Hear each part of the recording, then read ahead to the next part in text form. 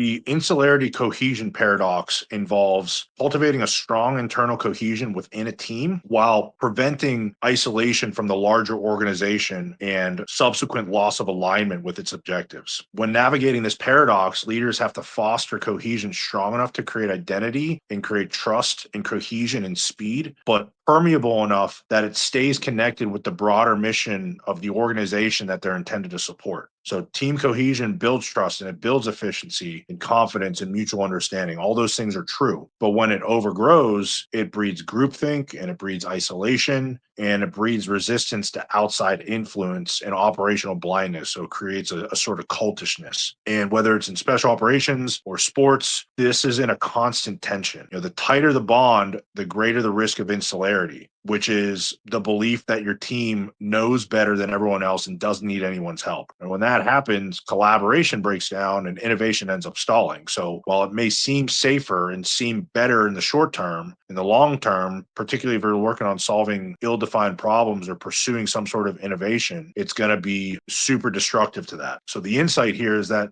effective leaders are able to figure out that unity isn't necessarily just isolation, it's more of an integration. So there's a unique culture and strong internal bonds that are necessary for a small team setting, but they have to be ones that complement the larger organization. And leaders have to figure out a way to maintain external channels of communication and interaction with other organizations outside of them and other teams outside of them, and whether that's in their own organization or whether it's external to the organization. And so that tension is what allows teams to maintain focus on their own internal initiatives and create a culture that they buy into without losing the situational awareness that they need to see how they fit into the larger picture. Here's a practical way to operationalize this insularity cohesion paradox. Create two separate deliberate communication rhythms with your team. One's internal and one's external. On the internal side, you should be holding regular team syncs that reinforce identity, that reinforce shared standards, that reinforce the mutual trust that your team needs to be cohesive. But then externally, you need to schedule some sort of frequent and consistent touch points with other departments, other leaders, and other stakeholders to share updates and learn how those outside perspectives can benefit you and where you fit into the larger picture. And you can take this one step further by assigning a liaison role, which is someone responsible for maintaining that external visibility while the team stays focused on execution. As a leader, that should probably be your role. But if you have someone that is really good at networking